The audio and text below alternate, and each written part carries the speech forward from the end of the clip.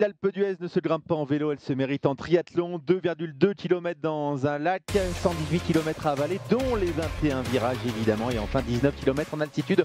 On va se régaler aujourd'hui avec Stéphane Garcia pour m'accompagner. Salut Stéphane. Bonjour Julien, bonjour à toutes, bonjour à tous. Soyez les bienvenus. Ce direct live, l'édition 2025, ça y est, nous y sommes. Nous y sommes, ils sont 1818 au départ, mais une seule et un seul gravera son nom dans la légende du triathlon de l'Alpe d'Huez. Les images ici au lac du Vernet, ils vont s'élancer dans quelques minutes. Dans 5 minutes, la mise à l'eau des meilleurs, des élites. Départ à 9h30 pour les élites qui, eux, partiront dans l'eau. Ensuite, il y aura un départ en rolling start. On va vous expliquer tout ceci.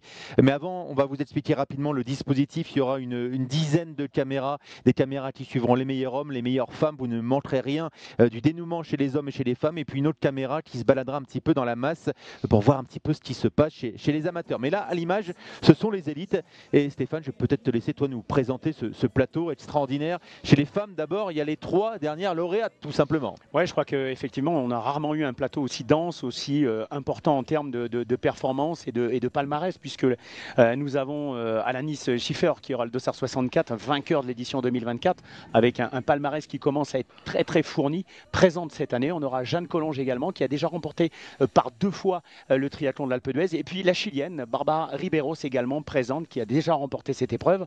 Donc, on le sait, ces 3 filles-là, il va falloir les suivre de très très près. On n'oubliera pas non plus Petra Egenswiller qui connaît bien l'épreuve pour l'avoir couru par 2 fois et 2 podiums déjà. Donc de la densité chez les féminines, du suspense, c'est ce qu'on aime, c'est ce qu'on a envie, c'est ce qu'on a envie de vous faire découvrir, surtout partager. Et on a envie d'une très très belle bagarre. Et Jeanne Collonges peut peut-être devenir la première à gagner 3 fois le triathlon de l'Alpe d'Huez 2016, 2023 et peut-être 2025. Effectivement, on croise les doigts. Chez les garçons, écoutez, le tenant du titre, eh bien, il est bien présent également avec son dossard numéro 1, c'est Clément Grandy. Il sera présent. On le retrouvera tout à l'heure, une petite capsule interview et on pourra découvrir tout ce qu'il pense de cette édition 2025. Louis Richard qu'il faudra surveiller bien sûr de très près. Léon Chevalier qui est là, qui nous fait la surprise d'être présent. Il est même engagé a priori demain sur la distance M. On aura Jon Brevolt également, triple vainqueur du Norseman. Alors Norseman, forcément quand la route s'élève, qu'on est costaud, il faudra compter sur lui. Voilà, pour les non-initiés, c'est en Norvège et c'est le triathlon le plus dur au monde, enfin réputé en tout cas. On en parlera tout à l'heure. La surprise également de Josh Amberger, présent également, l'Australien avec un palmarès énormissime, plus de 10 victoires sur 70,3 et surtout gros nageur qu'on suivra de très très près. Voilà, je te laisse parce qu'on va rentrer dans le vif du sujet avec le parcours. Exactement, on va découvrir le parcours dans quelques instants. À l'image, les bonnets bleus que vous voyez, ce sont les concurrents amateurs. Voilà. Les bonnets verts, ce sont les élites. Les femmes, normalement, sont bonnets jaunes. Donc bonnet vert pour les hommes, bonnet jaune pour les femmes.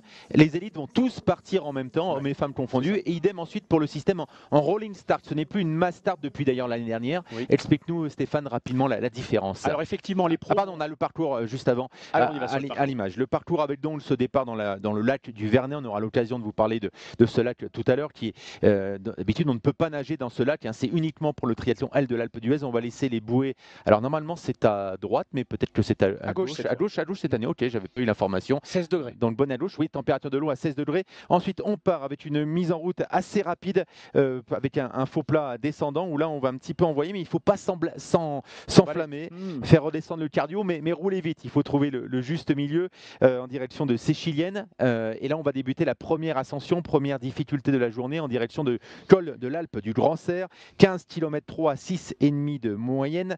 Il faut gérer l'effort. La journée est évidemment très très longue, mais c'est déjà une première vraie difficulté. Ensuite, une longue descente avec une belle bosse, entre guillemets. C'est le col de Malissol qui est court, 2 km 400, mais à 8,5 de moyenne, avec un passage à 13% vers la fin du 3e kilomètre. Le paysage est sublime.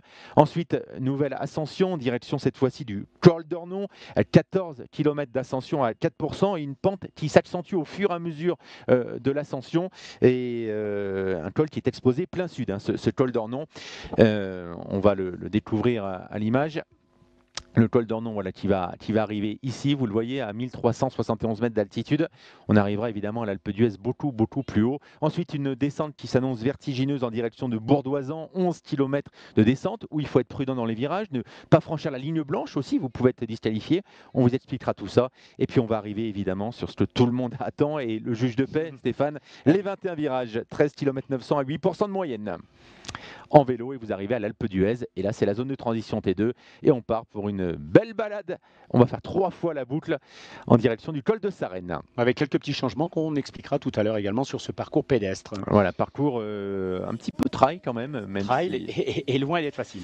Voilà ce qu'on pouvait vous dire pour le parcours. On aura l'occasion évidemment de vous le détailler, mais on se rapproche à 9h25, donc les meilleurs vont bientôt aller à l'eau. Ouais, mise à l'eau effectivement pour les élites, on les voit voilà aux ordres des watchers qui ont la lourde responsabilité de veiller, si vous voulez, au respect de la réglementation ici sur cette édition 2025. Une nouveauté effectivement avec ce départ dans l'eau pour les pros, ils vont avancer une ligne d'eau, leur est tracée entre 2 bouées.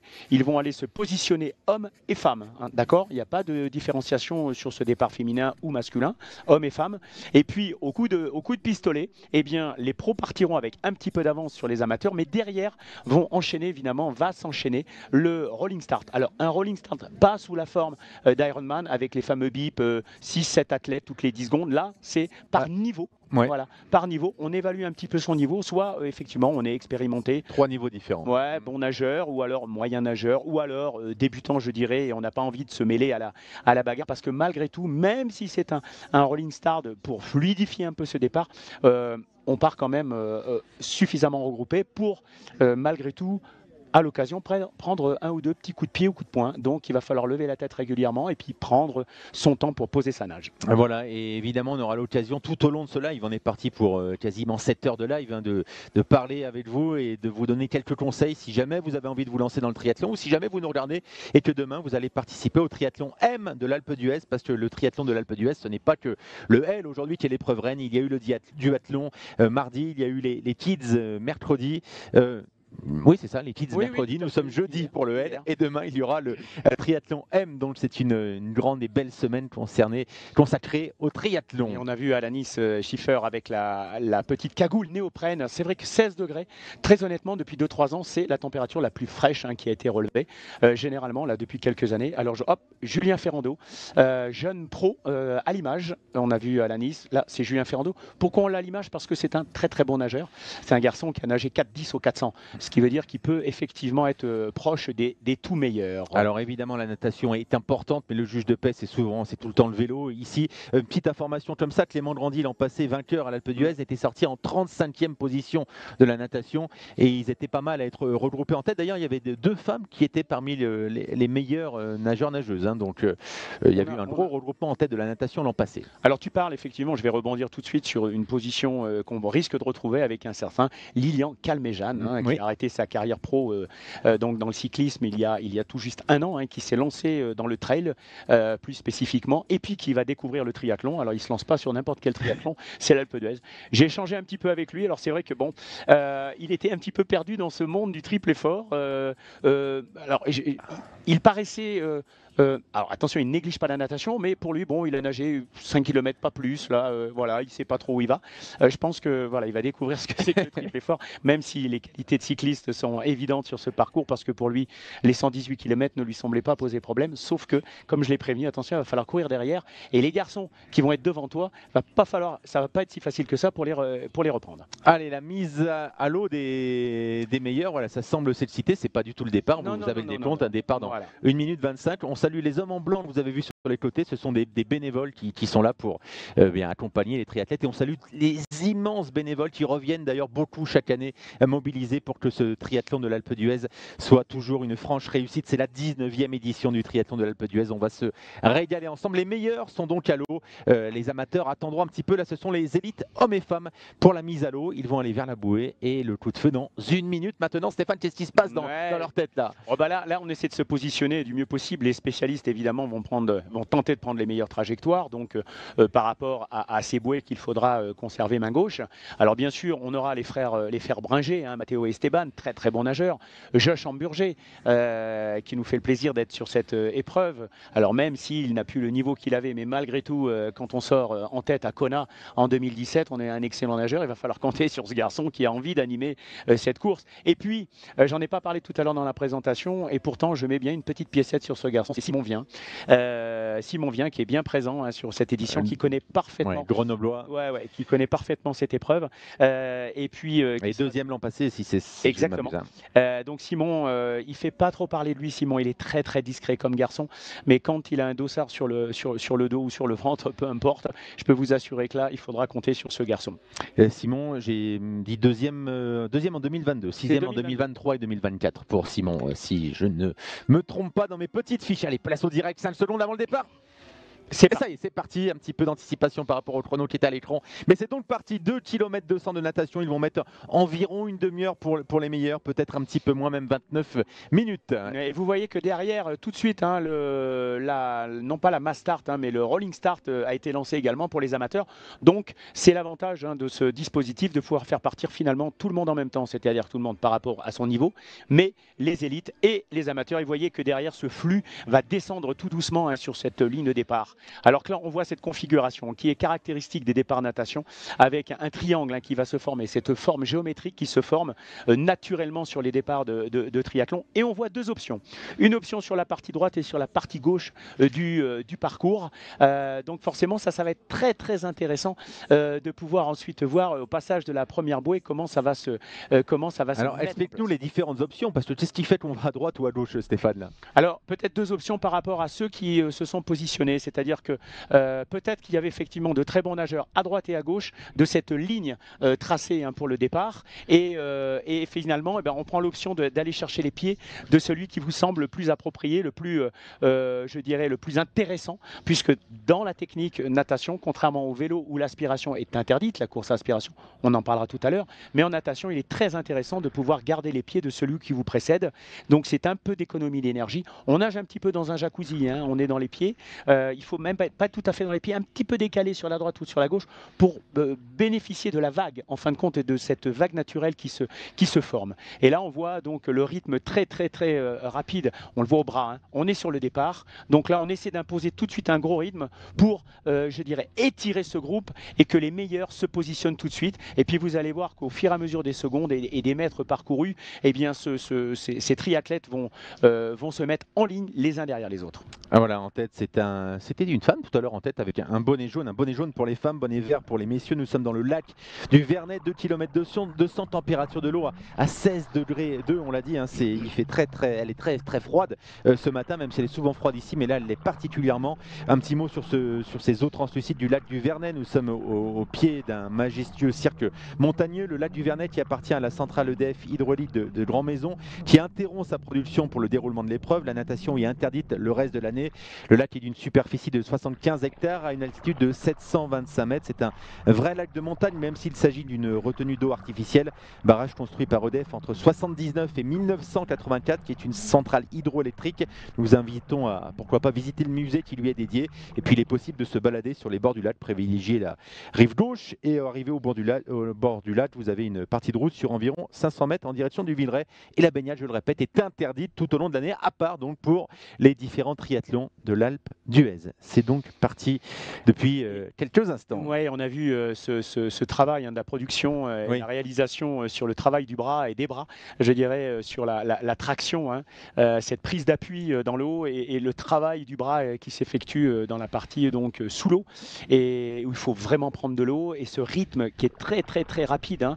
On est toujours sur le départ de course, mais je pense que sur les 2 km 200, ça va être à peu près le rythme qui va être tenu. Et voilà, ces images qui sont formidables avec une natation en deux temps. Vous voyez ces têtes qui se relèvent régulièrement pour deux choses.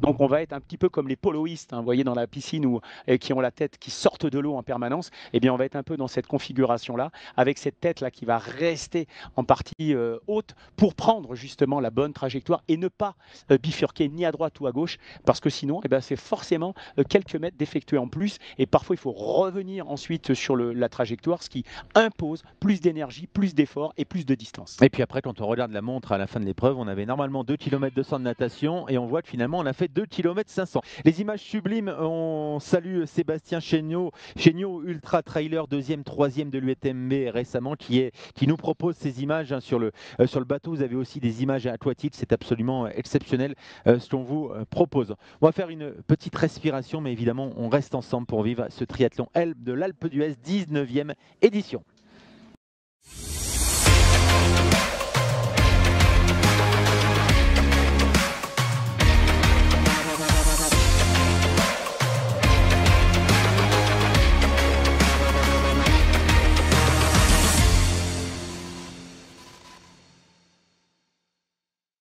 Triathlon L de l'Alpe d'Huez qui est parti depuis, vous le voyez en haut à droite de l'écran, 8 minutes maintenant pour 2 km 200 de natation.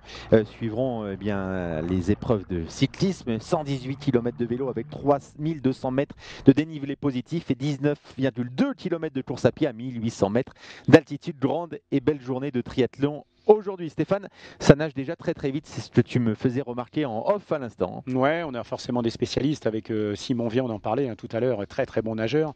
Les frères Bringer également, Josh Amburger, on a Julien Ferrando, voilà, chez les garçons, chez les filles, il y aura peut-être un petit peu plus de densité également. On sait que Jeanne Collonges, par exemple, n'est pas forcément la meilleure des nageuses. En revanche, c'est une athlète qui est capable de faire son retard hein, sur la partie vélo et la partie pédestre. Une Barbara Ribeiro qui nage aussi assez vite. C'est une athlète hein, qui a participé aux Jeux Olympiques déjà avec un top 5, 5e hein, des JO, hein, qui est capable donc à nager sur Grand Prix, sur des Coupes du Monde, des Coupes d'Europe. Donc forcément, c'est une athlète qui va vite aussi sur la partie natation. Donc on aura le détail à la sortie du plan d'eau grâce à la chronométrie et grâce au live chronométrique que vous pouvez également aller chercher sur la page Facebook hein, du triathlon de l'Alpe d'Huez et vous aurez la possibilité même en tapant hein, oui, le tout nom. Simplement vous tapez sur votre moteur de recherche. Exactement. Et vous tombez dessus. Et vous tombez sur le live.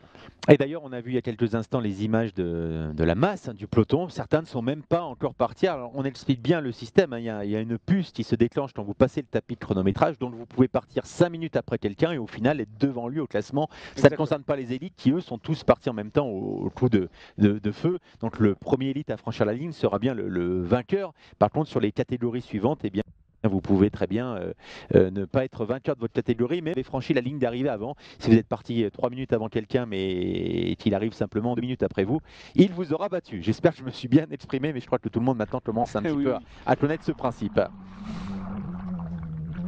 Et là, on retrouve encore ce travail sous l'eau, du bras qui va chercher très très loin avec l'appui donc très long. Et on voit également le travail de jambes, hein, d'accord, la propulsion, et qui est parfois négligée hein, par le triathlète amateur.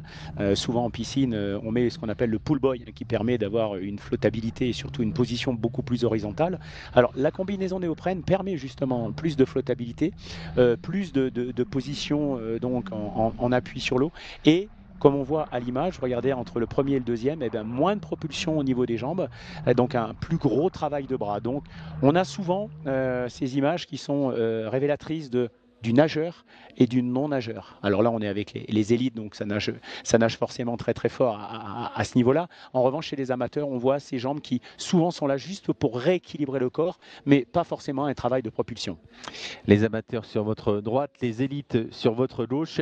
Beaucoup de monde. Il faut aussi, Stéphane, quand on n'est pas habitué, pas céder à la panique. Et ça peut même arriver, je crois que c'est Léon Chevalier qui une fois avait été pris d'un petit moment de panique, de difficulté dans le lac. Vous êtes au milieu d'un immense lac, il y a beaucoup de monde et parfois certains sont uniquement habitués à nager en piscine et ça peut être un petit peu, c'est même très stressant parfois de se retrouver au milieu d'un lac comme ça. Oui, Julien, tu as raison parce qu'il y a deux aspects. Il y a l'aspect déjà altitude. Le plan d'eau, il est à 750 725 mètres. Ouais. Donc forcément, il y a cette problématique qui peut être de ce plan d'eau en altitude. Je peux en parler parce que j'ai vécu justement un petit moment de panique lors de mes précédentes participations.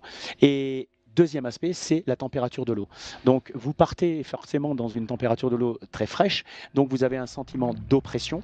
La combinaison néoprène favorise également hein, et vous empêche de bien ventiler, bien respirer. Donc, la température de l'eau, l'altitude, Et puis on va rajouter quand même un troisième aspect, c'est je dirais le stress de la course. Stress de la course. Donc on peut se retrouver au bout de quelques mètres ou quelques minutes avec un espèce de ressenti d'oppression et de manque d'oxygène qui peut vous emmener un peu à la panique. Et ça, c'est une réalité et qui est vraiment pas agréable à vivre. Mais c'est intéressant parce que tu témoignes l'avoir vécu, je l'ai vécu aussi. Léon Chevalier, immense champion, l'a vécu aussi. Donc il faut, et puis voilà. Mais c'est comme dans toutes les courses, il faut pas non plus se laisser entraîner par le rythme des meilleurs et partir trop vite. Mais tout le monde a toujours tendance à s'emballer un petit peu au début. On est pris par la masse forcément, et puis on a cette tête qui veut se lever très rapidement. Alors que là, vous voyez, on voit bien par la droite, hein, c'est main droite. Ouais, c'est main droite.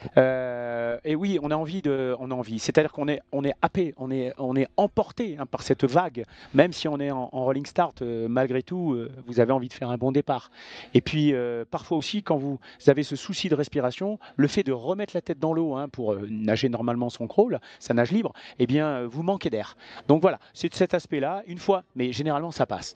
C'est des moments qui sont un petit peu compliqués à vivre, et puis hop, ça disparaît, on peut reposer sa nage tout à fait normalement. Et puis vous voyez évidemment, il y a un dispositif de sécurité avec des bénévoles qui sont là pour bien encadrer les nageurs en cas de grosses difficultés. Ils pourront être secourus, évidemment, la course s'arrêtera là pour eux, puisque nous n'avons le droit à aucune assistance, évidemment. Vous ne pouvez pas vous accrocher à un canoë et repartir ensuite, mais pour des raisons de sécurité, évidemment, qu'il y a des gens qui sont sur l'eau. Quelques spectateurs, évidemment, de l'autre côté, pour venir voir les champions au plus près, les champions et les amateurs. Voilà, bouée à droite, donc c'est bien. Déjà, Julien, la dernière des bouées, la plus éloignée du parcours, vient d'être contournée par la tête de course. Une dizaine de triathlètes en tête. Et on est à 13 minutes 32, donc on sera peut-être en dessous effectivement des 30 minutes. On sera aux alentours des 27-28, comme je pense les années précédentes. Ouais, l'an passé, c'était Simon Vien en 28,54 et Alanis Schiffer en 29,09, les meilleurs pronos. Est-ce que Stéphane, la question vraiment néophyte, est-ce que la température de l'eau peut changer un petit peu par rapport à la performance ou ça n'a pas d'impact? Pas pour les élites. Non, il n'y aura aucune incidence. Je dirais que ce qui peut changer les chronos ou modifier les chronos, c'est s'il y avait du vent. Un vent bien présent sur le plan d'eau, favorable ou défavorable, provoquant un petit clapot. On a l'habitude, nous en mer, moi j'ai l'habitude de nager en mer, donc forcément d'être dans des conditions comme ça. En revanche, là, on a cette chance, c'est une eau, regardez, c'est complètement plat. D'ailleurs, où nous sommes à T2, positionné à T2 pour ce live, il n'y a pas du tout de vent. Et on peut imaginer qu'en bas, dans la vallée, c'est la même chose. Et là, voilà, les images qu'on aime voir, retrouver. Une féminine.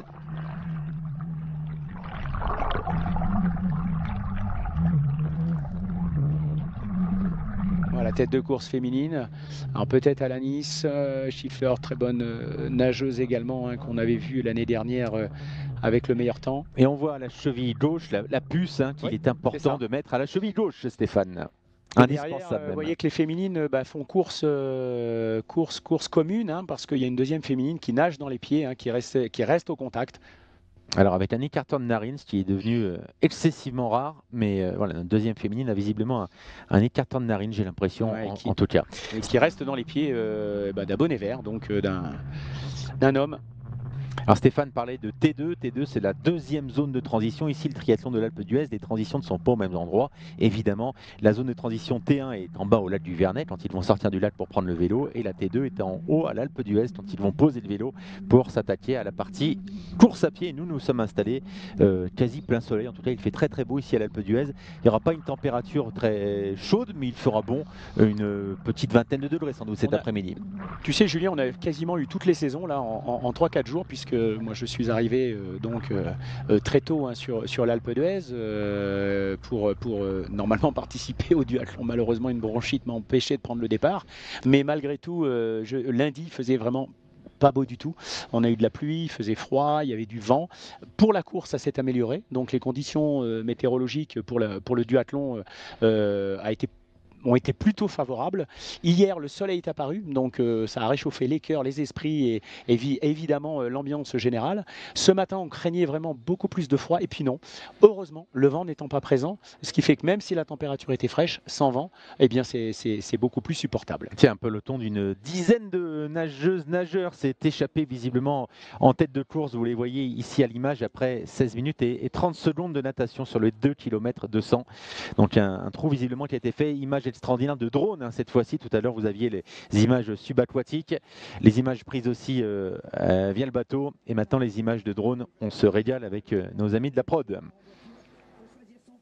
Et on peut voir ce que j'expliquais dans l'introduction de cette natation, ce positionnement en file indienne, hein, les uns derrière les autres. Et l'objectif, hein, c'est de garder les pieds. Hein, comme on dit, on garde les pieds de celui qui vous précède. Et puis devant, il y en a un qui ouvre la trajectoire, qui imprime le rythme. Hein. Alors parfois, il y a des relais hein, sur distance Ironman, donc 3800 mètres. Il arrive que les meilleurs nageurs se relaient de façon à créer des écarts parce qu'effectivement, la course ne va pas se gagner sur la natation, mais elle peut se perdre. Et dans l'eau, on reconnaît avec qui on nage, à côté de qui on nage. Ils se reconnaissent. Ouais, ils se reconnaissent. Il y a de grandes chances qu'ils savent exactement qui se trouve devant et les bons pieds à prendre. Ouais. Et les filles, c'est pareil. Hein.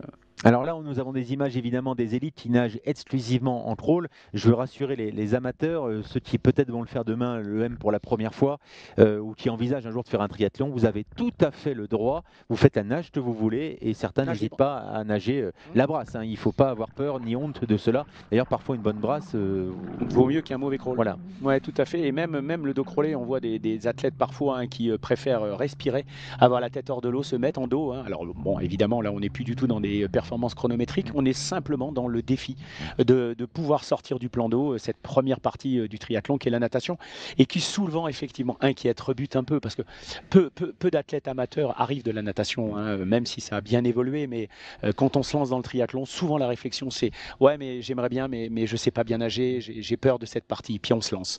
Et puis un jour on vient faire l'Alpe d'Huez, et puis voilà. Et on prend le virus. Exactement. D'ailleurs tu sauras demain, hein, Julien, toi-même, hein, sur la distance M que tu affectionnes particulièrement. Exactement, oui.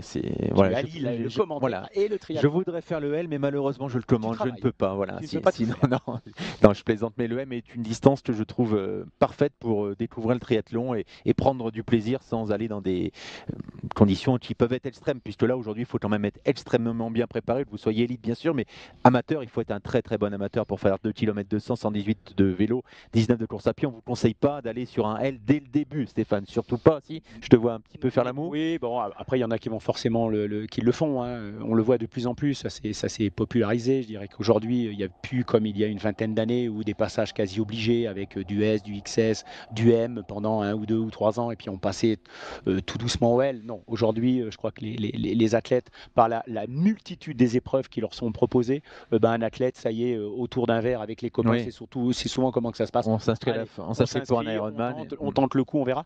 Et c'est un peu le triathlon, l'évolution du triathlon aujourd'hui avec du triathlon où on consomme, c'est-à-dire qu'on vient, on se lance un défi, une fois qu'il a été réalisé, on arrête. Voilà, on a beaucoup de triathlètes qui deviennent des triathlètes et puis qui disparaissent, d'autres qui vont intégrer des clubs, d'autres qui vont prendre des coachs, etc. Mais malgré tout, et ça c'est dû aussi à la multitude des épreuves proposées. Mais pour connaître un petit peu quelques coachs, et Stéphane, je pense que tu seras d'accord avec moi, les coachs détestent quand ils sont contactés par un athlète qui dit j'ai fait un pari avec des amis, je fais telle épreuve XL dans 6 mois, il faut que vous me prépariez pour ça. J'ai jamais couru un triathlon de ma vie. Ils n'aiment pas trop ça quand même, les coachs. Non, parce que le coach il est là quand même pour préparer, ça c'est une certitude, mais il aime bien aussi qu'il y ait un projet. Voilà, il y a un projet pas de carrière pour les amateurs, mais un projet de vie sportive avec un projet d'objectif, et puis amener tout doucement l'athlète à transformer son corps, son esprit, préparer l'esprit, parce qu'il y a le mental. Le triathlon, c'est une grande partie, c'est le mental. Je parle de la longue distance ou XXL, mais c'est vrai que les coachs, ils aiment bien qu'il y ait un travail sur 1 an, 2 ans, 3 ans, voire plus. Ces images extraordinaires dans le lac du Vernet à 725 mètres d'altitude. Une eau à 16,2 degrés, c'est parti depuis 20 minutes, encore une petite dizaine de minutes, sans doute simplement pour les meilleurs, avant d'enfourcher le vélo et de partir pour 118 km de vélo à 3000, avec 3200 mètres de dénivelé positif. C'est la légende, c'est le triathlon L de l'Alpe d'Huez. Ils sont 1818 participants sur le L. Sur l'ensemble de cette 19e édition, nous avons 4720 triathlètes de 60 pays différents. Hier, il y avait les enfants, les triathlons kids, qui étaient pleins. On a même malheureusement malheureusement dû refuser des enfants inscrits trop tard. 300 enfants hier qui se sont éclatés sans chronomètre pour découvrir et s'amuser sur le triathlon. C'est une très belle initiative qui est chaque année proposée avec les kids, puisqu'on les appelle comme ça, ces courses kids, avec un vrai triathlon, c'est-à-dire qu'ils ont vraiment nagé, roulé et couru.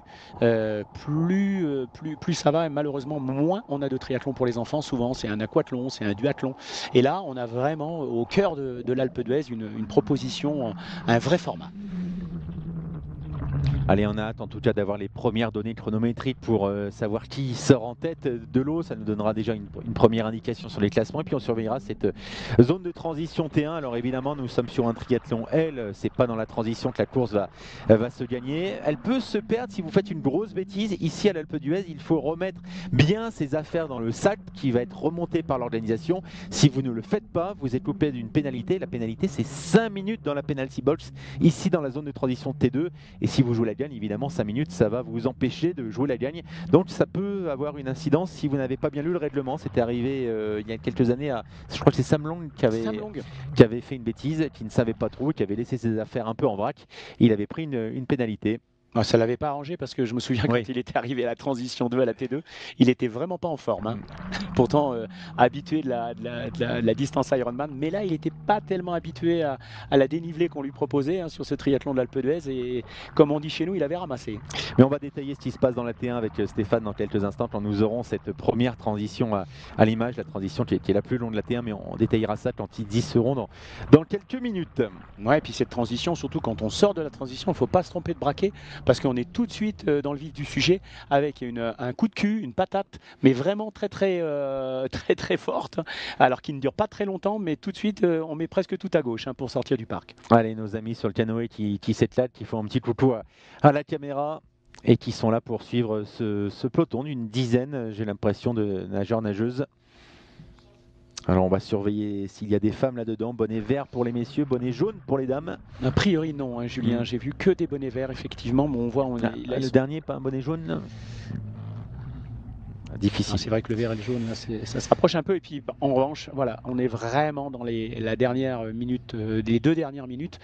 On risque d'avoir un bon temps, parce que regardez le chrono 23-42, on a annoncé 28 et quelques l'année dernière, un petit peu en dessous des 29.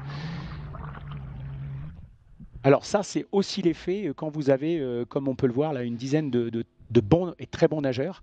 Eh bien, c'est vrai que ça peut élever le niveau fortement et se retrouver avec un bon chrono. 24 minutes, non, mais il y a encore un peu de chemin quand même. Et d'ailleurs, quand vous êtes sur le retour, vous êtes dans ce lac, vous levez la tête, cette dernière ligne droite, elle vous paraît parfois un petit peu interminable. Alors moins pour eux, parce qu'eux, ils vont très très vite. Oui, parce qu'on aura quand même des athlètes amateurs qui vont tripler le temps, quasiment, qui sortiront facilement à plus d'1 heure du plan d'eau pour essayer d'être dans la course. Voilà, il faut dire effectivement, Stéphane, que les meilleurs vont courir, on est à quoi, 5h45 l'an dernier, 5h45 environ. Et les derniers vont arriver ce soir très très tard, vers 23h, minuit, 22, 23. Oui, ça arrive tard. Ça arrive très très tard, évidemment. Il y en a certains qui sont partis ce matin à 9h et qui vont terminer dans la soirée. Peut-être pas minuit, j'exagère peut-être, mais... On double le temps, en gros, c'est souvent ça.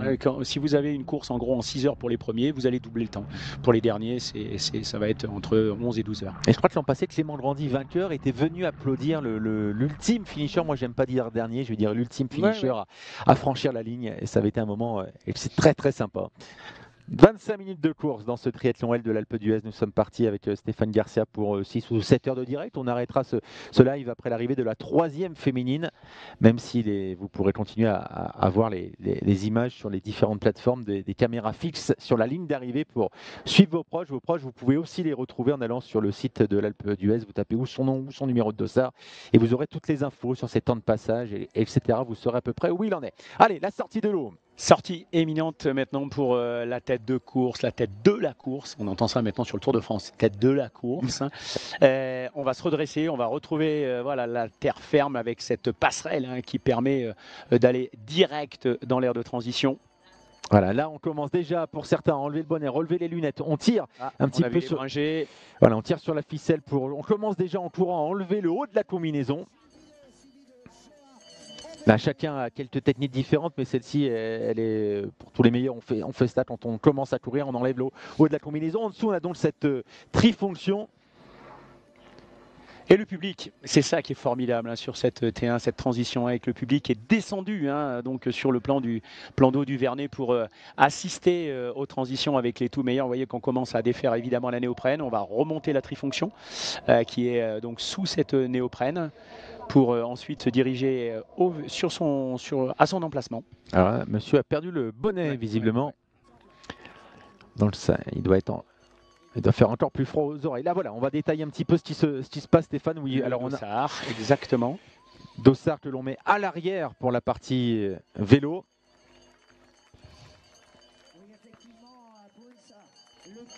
Allez, dès qu'on a les résultats évidemment de la natation, on vous les donne. Pour l'instant, ils ne nous parviennent pas.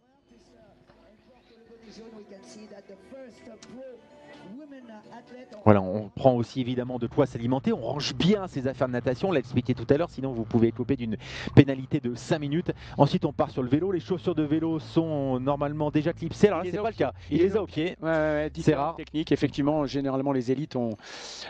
Alors, j'ai pas réussi, j'ai vu, il m'a semblé voir Metz Triathlon, il est parti en deuxième position, il y avait déjà un triathlète qui était sur son vélo à la sortie du plan d'eau, ou du parc vélo, pardon. On va pas tarder à voir effectivement et vous pourrez également, hein, en allant sur l'application, récupérer les résultats. First Lady. Ouais, peut-être la première féminine à sortir de l'eau. Voilà, là aussi la même technique, on enlève Nice, non, il me semble. La combinaison, en dessous la fameuse trifonction qui permet de faire les 3 disciplines. Beaucoup de monde là pour accueillir les athlètes à la sortie de l'eau. On a vu sortir de l'eau également, on l'a dit à Léo Cochin, Lilian Pierre. Ah, voilà, donc c'est tac. Michel Zarzilla, a priori, qui est sorti devant, et on avait bien un Messin avec Jules Bidot. Josh Amberger en 3e position, Simon Vien en 4e position, Mathéo Bringer et Esteban 5 et 6, Antoine Lagarde en 7e position, Tom Velen en 8e, Niklas Ludwig 9e. Et c'est Annalise, voilà, Schiffer qui est sorti en tête en 28,08. Hein. Très bonne natation. Ouais, pour une minute de moins que l'an passé. Exactement. Donc on avait voilà, que j'avais pas identifié du tout. Alors, mais c'est peut-être une équipe. Voilà, j'ai un petit doute. Non, peut-être pas. Michel Zarzilla. Non, du tout. Michel Zarzilla, voilà, je ne connaissais pas cet athlète en 27,10 devant Jules Bidot. J'avais bien reconnu les couleurs de Metz Triathlon en 2e position. Voilà, tu les as maintenant, Julien. Ouais. Effectivement, donc Et Simon Vien, qu'on retrouve avec les frères Bringer. J'avais annoncé les frères Bringer, j'avais annoncé Josh Amberger. Voilà, ces garçons, on les retrouve. Aux avant-postes, Tom Velen également. Un Italien donc en tête, hein, Michel Zarzilla. Ah non.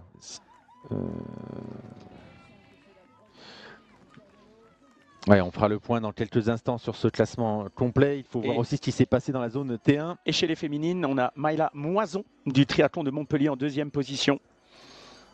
Voilà pour l'instant. Allez, dans un instant, on fera un point complet sur le classement à la sortie de l'eau ou même à la sortie de la zone de transition T1. C'est le triathlon L de l'Alpe d'Huez. Ils attaquent donc 118 km de vélo.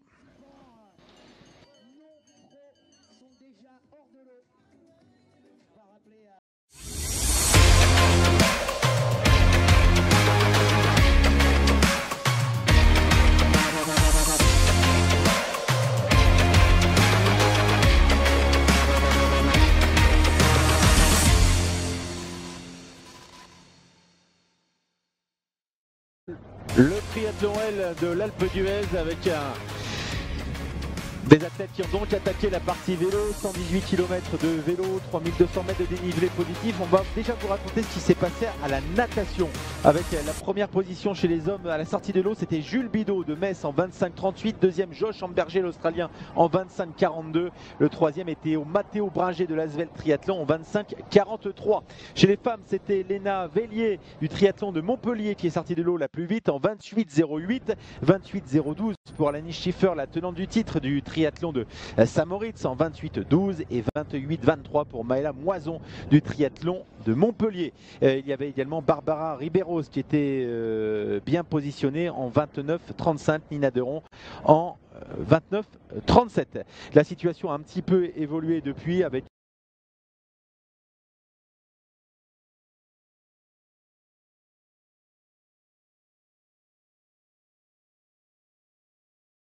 27-16 et Josh Amberger ensuite. Mais on va voir à l'image un petit peu ce qui se passe.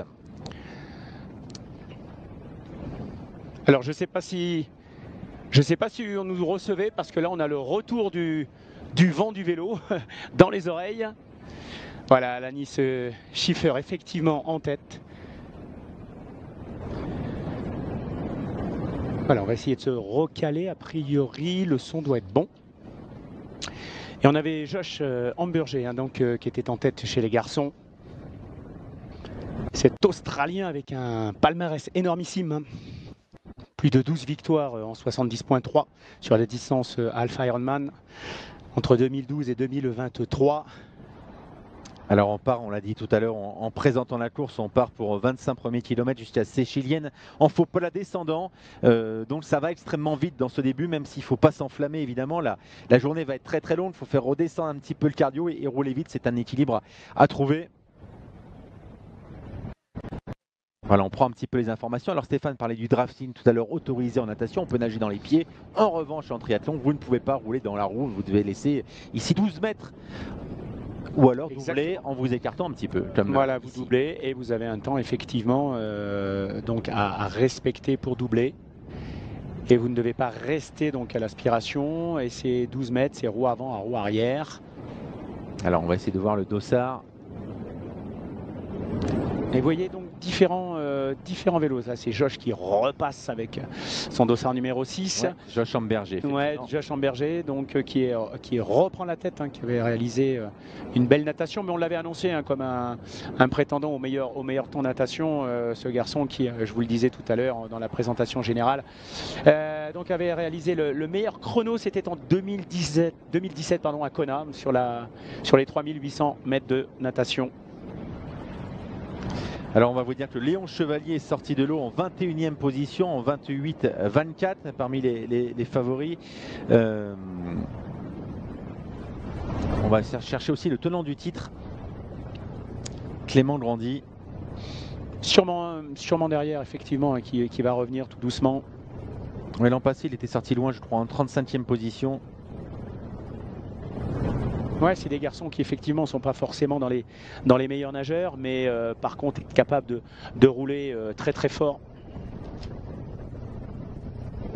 Et puis on aura également, on le retrouvera tout à l'heure, ce qu'on appelle dans notre jargon technique une capsule avec John Brevolt, le Norvégien qui a été interviewé hier, qu'on retrouvera aussi sur cette épreuve. Ce garçon ancien cycliste pro norvégien de 2014 à 2019. Et surtout, dès qu'il s'est mis au triathlon, eh bien, il a remporté dès sa première participation. Il a remporté en 2020, c'était l'Ironman de Tallinn. Et ensuite, il s'est dirigé vers cette ultra distance, ultra difficile, le Norseman, avec une victoire à sa première participation. Ensuite, il a enchaîné 3 victoires, 2021, 2022, 2023, augmentant et réalisant des chronos inférieurs à chaque participation en 2023. 9h09, c'était sur le Norseman. Voilà, un garçon qu'on retrouvera tout à l'heure. Et j'ai la réponse pour Clément Grandy qui est sorti de l'eau en 37e position en 30-05 et qui maintenant occupe au dernier pointage à Orme la 40e place. Alors ce qui va être intéressant également à la 35e place, c'est le duathlète Émile Blondel-Herman qui a remporté le duathlon donc avant-hier et qui est présent également, un garçon qui forcément champion du monde, qui a remporté les Zofingen, champion d'Europe également, spécialiste du duathlon, qui sort un petit peu plus loin de la partie natation, mais attention derrière avec la remontée sur la partie vélo, c'est des garçons qui sont très très très costauds, un peu à l'image de Louis Richard. Tiens, ça sera intéressant Julien d'essayer de retrouver Louis Richard dans ce classement également, 3e sur Gérardmer en 2024, 2e à l'Alpe d'Huez l'année l'année dernière. 2 petites minutes derrière Clément Grandi, qui avait remporté l'épreuve en 2024. Et surtout, Louis Richard a remporté l'Embrunman, c'était l'année dernière. Alors il est sorti très loin, 182e place. Attends, non, pardon, je dis une bêtise.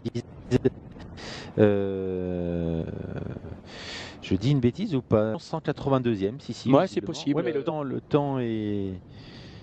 le temps est très bon pourtant, donc il y a un truc qui m'échappe. Bon, on va vérifier ça. Ancien cycliste, Louis Richard, un cycliste pro de 2013 à 2022. Donc des garçons qui vont refaire la cerise sur la partie vélo, qui vont forcément appuyer, écraser fortement sur ces pédales. Alors c'est partie roulante. On a Julien sur le début de ce vélo, une vingtaine de kilomètres qui va emmener au pied du premier col. Oui, effectivement, on le disait tout à l'heure, le premier col, ça sera l'Alpe du Grand Serre. Là, on en voit pour l'instant dans cette partie en faux plat descendant à l'image donc du triathlon de Saint-Maurice, la tenante du titre Alanis Schiffer. On annonce une belle bagarre chez les femmes avec notamment les 3 dernières vainqueurs ici à l'Alpe d'Huez. Ouais, ça va être intéressant aussi de voir la remontée de Jeanne Le Collonges. Tu l'as retrouvée dans le classement, Jeanne Collonges, parce que c'est une athlète également qui est capable de, et forcément, qui va construire sa course sur la partie vélo et la partie pédestre. Et alors Alanis Schiffer, cette spécificité très remarquée l'année dernière, beaucoup de puissance, et on l'avait vu d'ailleurs sur les ascensions, rester en position aéro. Alors j'avais été très surpris d'ailleurs parce que je découvrais cette athlète sur cette épreuve, et elle avait donc passé la plupart de son temps dans cette position aéro, même sur l'ascension de l'Alpe d'Huez. Jeanne pointait au stretch à la 77e place en 34-23 à Elf. J'ai pas son chrono de natation qui n'apparaît pas ici. Elle était donc au niveau féminine aux alentours de la 7e, 8e place. Ouais, donc bien classée alors. Bien classée. Et puis on remarquera aussi, on n'en a pas parlé encore parce qu'on ne l'a pas vu à l'image, mais il est annoncé, c'est James Kumana, pardon. L'Africain du Sud qui avait remporté 2 fois cette épreuve en 2010 et 2016. Maintenant il est présentateur sur le Global Triathlon Network depuis 2021. Donc il associe sa pratique de triathlète élite avec maintenant une partie présentation, commentateur. Ouais, Global Triathlon Network qui est donc présent sur ce triathlon de l'Alpe d'Huez avec James Kumana. Allez le suivre notamment sur son compte Instagram où il vous offre des capsules vidéo de l'intérieur de la course. Donc il ne manquera pas de le faire certainement après. Il l'a déjà fait ce matin dans la zone de transition et les jours précédents également. Alors on attend les premiers pointages intermédiaires évidemment un petit peu plus tard. Pour l'instant, à la sortie de la T1, c'était l'Italien Michel Sarzia qui était en tête, mais ce n'est plus le cas. Désormais, un petit coup d'œil sur les chronos dans la T1. On est autour d'une 23. Michel Sarzia qui a été le plus rapide à ce petit jeu. Sinon, on tourne aux alentours d'une 30, une 40 pour les meilleurs.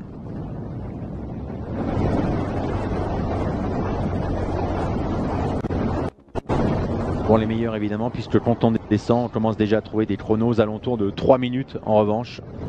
2,50, 3,40 même par exemple. Tiens, on va citer quelques noms au hasard.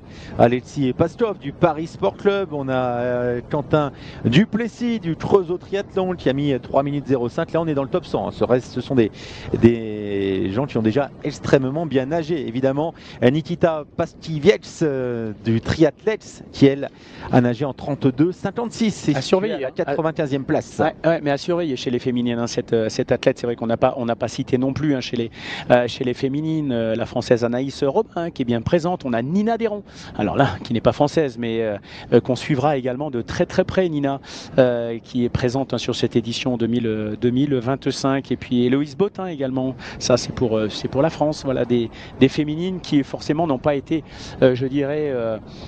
citées au tout début de cette retransmission, mais qui auront forcément et qui joueront forcément un rôle sur le classement féminin. Tiens, la deuxième féminine, Malamoisson, qui était sortie 3e à la sortie de l'eau du Montpellier Triathlon, avec évidemment une position aérodynamique.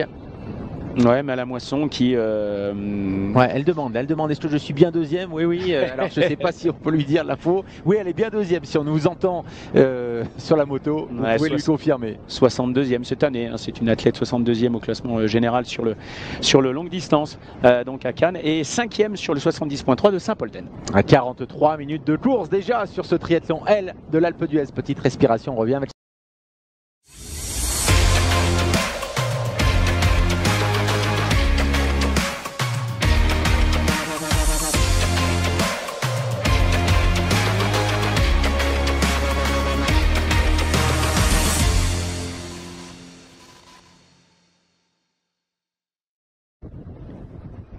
Le triathlon L de l'Alpe d'Huez, 5 km de parcouru à vélo simplement sur les 118 annoncés, même si vous voyez le chrono en gauche qui évoque 120 km 48 précisément au programme.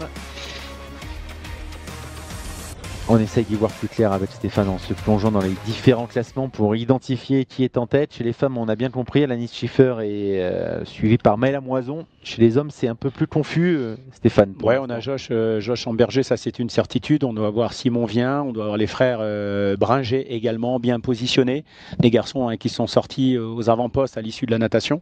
Et puis là, on voit effectivement, puisqu'on est aussi là pour commenter les images au niveau, je dirais, amateur, ces amateurs qui également sont sortis de cette T1 en direction de la première des difficultés. Alors là, c'est vrai que sur cette partie précise du parcours, on va penser à s'alimenter, on va faire un petit peu le bilan avant de démarrer les vraies difficultés, alors que la tête de course ne pense pas du tout à ce genre de choses. Ils sont là pour rouler et envoyer, comme on dit, du gros, à l'image Josh Amberger. Et puis les amateurs, eh ben, effectivement, on va profiter aussi pour s'alimenter, boire, essayer de se régénérer un petit peu, faire le point et se préparer donc mentalement aux premières difficultés. Allez, avec Anaïs Schiffer, la première féminine. Alors vous voyez des voitures à côté, puisque la circulation n'est pas coupée, sauf à quelques endroits dans une descente de col en sens inverse, la circulation est coupée. Et surtout les accompagnateurs n'ont pas le droit de suivre leurs athlètes, les encadrants. Ils peuvent être sanctionnés pour cela d'une pénalité. D'ailleurs, vous voyez, vous avez un cycliste qui est obligé de doubler la voiture là. Donc est-ce que c'est un accompagnateur qui suit quelqu'un? Si c'est ça, ça peut coûter une pénalité à l'athlète en question. Exactement. Ça a été rappelé hier lors du briefing pro. C'est réellement interdit, comme la circulation est forcément dans le sens de la course est autorisée. On verra des véhicules, hein, donc on est tenté donc de suivre effectivement des athlètes. C'est à éviter. Tiens, déjà, positionnement des premières féminines. Ce petit écart visuel, on ne l'a pas en temps, mais ce petit écart visuel entre les deux premières féminines était intéressant. Alors j'ai peur qu'Alanis écrase la course, littéralement. Voilà. C'est un peu ce qu'on craignait. C'est vrai que cette athlète ne cesse de briller partout où elle se présente. On a encore les images en tête de Roth il y a quelques semaines, donc sur le circuit Challenge, avec cette athlète qui a dominé une grande partie de la course pour terminer troisième malgré tout, mais il y avait une densité énorme sur cette épreuve. Mais là aujourd'hui, quand on connaît les qualités de nageuse de cette athlète, on savait qu'elle allait sortir aux avant-postes et derrière elle roule comme certains garçons. Hein. Chaussettes hautes pour Alanis. Ah, et sans doute la tête d'accord chez ces messieurs. Alors des questions qui étaient posées sur les réseaux. Léon Chevalier était bien au départ. Il n'y a pas de problème. Léon Chevalier était aux alentours de la 30e place à l'issue de la sortie natation. Il est en pleine préparation des championnats du monde qui se dérouleront bien sûr distance Ironman à Nice. Donc mi-septembre, et il a démarré sa prépa. Et comme il le confiait hier, voilà, il démarrait officiellement aujourd'hui avec une sortie longue. Mais c'est un champion et s'il est bien placé, je pense qu'il essaiera de se mêler à la bagarre, non? Ah oui, voilà. Oui, non mais c'est une certitude. Il a même décidé il est inscrit sur le M demain. Hein. Ouais. Il me confiait hier, je prendrai ma décision demain soir. Alors c'est vrai que s'il venait à faire un très très bon classement aujourd'hui, ce qu'on lui souhaite d'ailleurs, est-ce qu'il reverra sa copie et se présenter demain, ou est-ce que si jamais effectivement aujourd'hui par contre c'est un peu compliqué, est-ce qu'il se présentera? On verra bien. Et j'aurais peut-être, si jamais il ne prenait pas le départ demain, j'aurais peut-être la chance de l'avoir au commentaire à mes côtés sur la distance M. Et oui, puisque le M sera également à suivre en live. Alors on va essayer aussi de retrouver peut-être sur nos classements Lilian Calmejane, l'ancien cycliste professionnel. Alors je vais confier cette mission à Julien. Notamment vainqueur d'une étape du Tour de France, Lilian Calmejane en 2017, une étape de la Vuelta également en 2016. Et il a pris sa retraite assez jeune, 416e à l'issue de la natation. Alors on va essayer de voir le chrono puisque 42 minutes je pense. Oui, ouais, ça doit être ça, aux alentours des 42 minutes quand le... Alors ça va être marrant d'ailleurs de voir la remontée de Lilian Calmejane parce qu'il va être dans le flux complet des amateurs et ils vont voir un triathlète, un athlète, un concurrent passer comme une mobilette sur la gauche. Donc forcément ça va être parce que ça va être la grosse remontada, ça va être son objectif. Mais à la fois, effectivement, il ne paraissait pas être très très inquiet par ce parcours vélo et on peut le comprendre, il était encore pro il y a 2 ans. Par contre, il a fait une très très bonne transition T1, il a fait 1,23 à la transition, donc il avait travaillé ça finalement. Il a peut-être plus travaillé la transition que la natation. Il nous confiait hier qu'il avait quasiment pas nagé. Mais je suis étonné par son temps en T1, 1,23, ça fait parmi les meilleurs chronos. Je ne sais pas s'il a nagé en 42-30, je pense que le 42-30 c'est le temps après la T1, mais ça ne change pas grand chose, ça veut dire qu'il a nagé en 41 minutes, donc à 11-12 minutes des... Ce qui est pas même si pas, mal, à 17 minutes des meilleurs. Ouais, c'est pas pour un vrai amateur, parce que là on peut parler de vrai amateur, pour Lilian sur la partie natation, c'est pas si mal que ça. Oscar Verholt à l'image. C'est pas répertorié comme un élite.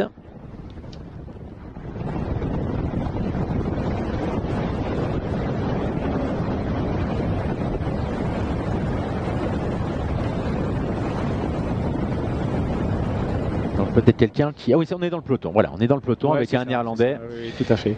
Énormément de nationalités représentées ici sur le triathlon de l'Alpe d'Huez. On vous donnait le chiffre tout à l'heure, on vous le redonne. C'est 60 pays représentés pour 4720 triathlètes sur l'ensemble de la semaine. Donc c'est sympa d'aller dans le peloton. Les Néerlandais adorent l'Alpe d'Huez. Il y a le virage des Hollandais d'ailleurs. Il y a la fan zone qui est dédiée. Si vous nous suivez notamment ici à l'Alpe d'Huez sur les écrans live, vous prenez bien la télécabine qui vous emmène gratuitement en plus du côté d'Huez où la fan zone est installée juste après le virage des Hollandais entre les virages 6 et 7. Avec une ambiance de dingue pour encourager les triathlètes tout au long de l'après-midi. Ou du midi d'ailleurs, selon l'heure de passage. Moi j'en profiterai également de l'après-midi. Ouais, j'en profiterai également pour saluer le Metz Triathlon. Une belle représentation des athlètes qui courent en D1 et qui sont venus donc s'amuser entre guillemets sur cette longue distance ici. On a vu d'ailleurs Jules Bidot sortir en tête à l'issue de cette partie natation. Donc on salue le club de Metz et ses représentants. Alors on n'a pas vu de roue pleine encore, Stéphane, à l'écran. Parfois on en a, même si c'est rare. On va attendre de voir Léon Chevalier. Il aura forcément le disque et la roue pleine. Ouais, des jantes un petit peu plus basses forcément, effectivement. Allez, on va retrouver d'ailleurs, il est à l'image et on va le retrouver en interview. Je parle bien sûr de Josh Hamburger. Yes, I've been racing as a professional for almost 20 years, every distance from World Triathlon, sprint distance to Olympic to 70.3 and Ironman, and I feel like I've done all the races in those circuits, but there's so many other amazing races that I haven't done. And now as I'm getting a bit older, I'm looking for new challenges.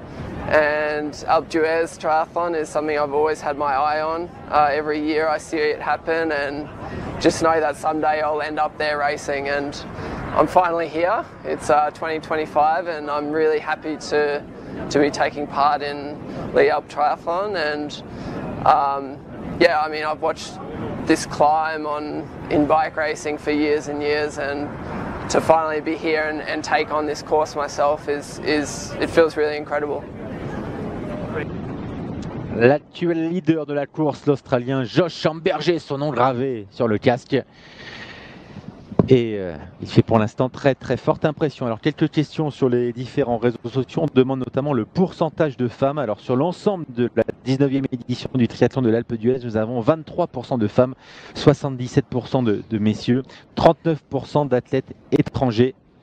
et 129 athlètes élites inscrits. Voilà quelques-uns des chiffres. On parlait des différentes nations tout à l'heure en disant 60 nations représentées. Tiens Stéphane, la nation la plus représentée selon toi? Bon, la France. Oui, après les Français. L'Espagne. Ce sont les Belges. Ce sont les Belges. 423 triathlètes belges. Les Belges adorent ce triathlon d'Alpe d'Huez. Je pense que les Espagnols ne doivent pas être très très loin. Les Hollandais aussi sans doute.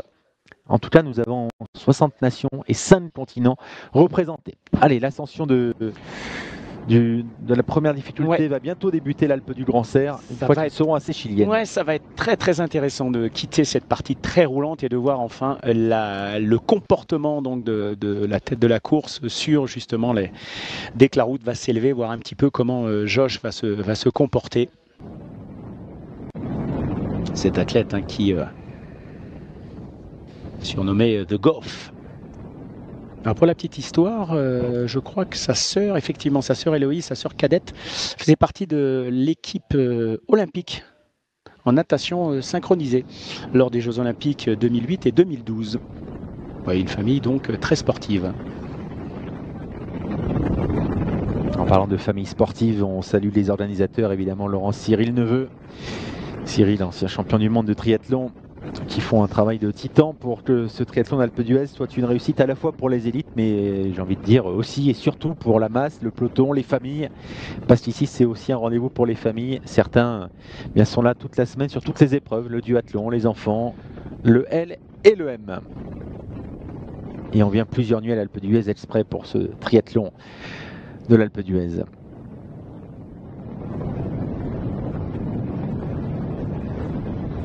Et les 450 bénévoles mobilisés, dont les signaleurs ici qui indiquent le chemin, et vous avez vu le panneau, c'est chilienne, Alpe du Grand Serre, on le distingue un petit peu sur la gauche. On va bientôt débuter cette première difficulté de la journée, le col de l'Alpe du Grand Serre, 15 km 3 à 6,5% de moyenne. Il faut gérer l'effort, la journée va être très très longue. Les ravitaux, ce sont des ravitaux individuels.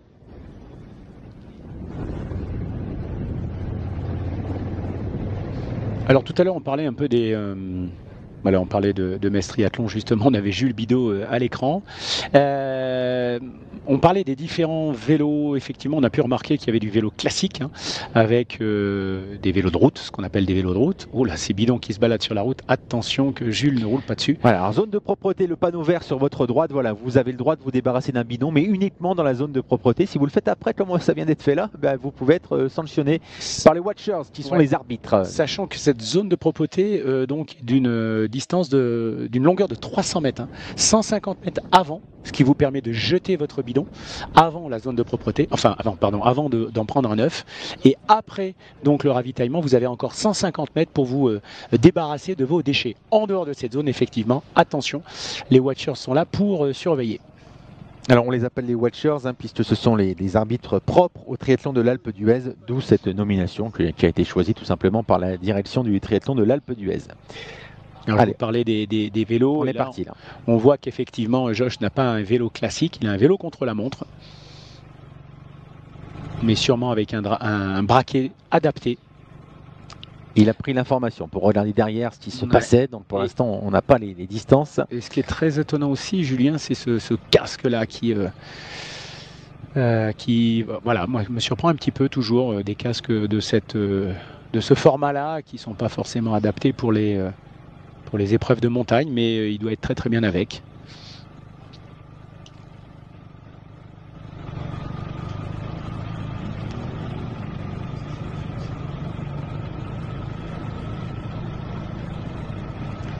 Voilà, on essaye d'y voir plus clair avec les pointages assez chiliennes où on nous indiquait judo en 2, puisque Josh Lamberger sera en 1 en 57-34. Jules Bidault 57-58, ouais, c'est un peu confus les classements qui nous parviennent. On a Matteo Bringer 57-54, Simon Vien 57-52, Michel Sarzilla toujours là dans le coup, l'italien 57-56. Voilà, assez chilienne, ça y est, j'ai le bon classement. Josh Lamberger en 1, Simon Vien en 2, mais à 18 secondes derrière. En 3, Matteo Bringer dans la roue quasiment de Simon Vien, idem pour Michel Sarzilla et Esteban Bringer. Voilà pour le top 5. Top 6, je rajoute Jules Bidault qui est juste derrière. Par contre, il faut aller une minute plus loin ensuite pour trouver l'Allemand Niklas Ludwig. 9e place pour Tom Vallen, le Belge. 8e place pour Tom Vallen, 9e place pour Léon Chevalier, 9e place en 59-19 quand Josh Schamberger est en 57-34, donc il y a un peu moins de 2 minutes de la tête de course pour Léon Chevalier à Séchilienne. 10e place pour Robin Dupuis du triathlon des Girondins de Bordeaux, 59-28. Ouais, ce qu'on voit, c'est que Simon vient effectivement en 2e position. Alors c'est celui sur qui j'ai mis une petite piécette pour la victoire. L'écart est de... Ouais, il y a très peu d'écart effectivement entre ces deux athlètes, une vingtaine de secondes. Et là, on est parti effectivement dans les la première des difficultés. Alors, évidemment, on ne pourra pas voir tous les athlètes à l'image. Il n'y a pas 1800 caméras. On va répondre tout de suite à ce genre de questions qui est récurrente à chaque diffusion de live. On nous dit oui, mais on ne voit pas un tel. C'est quasiment impossible, bien que les moyens techniques ont grandement évolué d'année en année. Et on a des caméras effectivement qui vont se balader un petit peu au milieu de la masse, au milieu des amateurs. Mais malgré tout, voilà, c'est impossible d'avoir les 30-40 premiers à l'écran pour être tout à fait précis, et tous les amateurs pour être encore plus, je dirais, non pas précis, mais complet sur ce sujet-là. On attend les femmes qui ne sont pas encore passées à Séchilienne pour les classements intermédiaires. Premier col du jour, donc c'est Alpes du Grand Serre.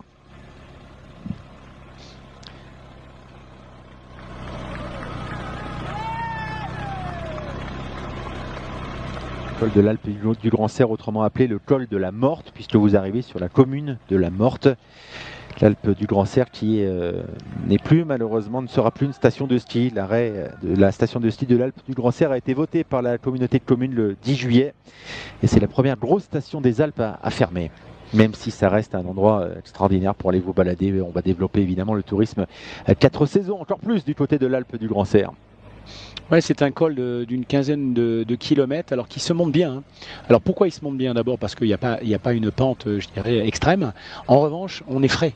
On est vraiment dans la première partie du vélo. On vient de s'échauffer, je dirais, de fort belle manière pour y accéder pendant une vingtaine de kilomètres, donc une quinzaine de kilomètres. Donc forcément, on se sent bien. Et c'est un petit peu le piège.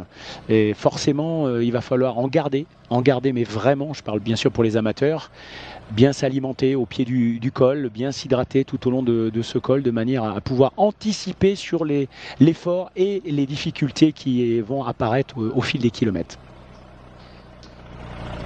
Toujours notre leader chez ces messieurs, dont Josh Schamberger, qui avait une vingtaine de secondes d'avance sur Simon Vien, assez chilienne. Et les femmes, pour l'instant, n'ont pas attaqué encore l'ascension du col de l'Alpe du Grand Serre. Si, ça y est, c'est fait pour Alanis Siffer en 1h. En 1h02, ouais, déjà 1h02 de course, et oui, ça m'a surpris, mais c'est déjà ça. Pour l'instant, c'est la seule femme dans la... Et en deuxième position, Léa Vélier. Oui, mais elle n'est pas encore passée. D'accord, mais c'était juste pour citer les trois premières. Allez, petite respiration, on revient dans un instant et on fera le point sur le classement chez les femmes en tête de course.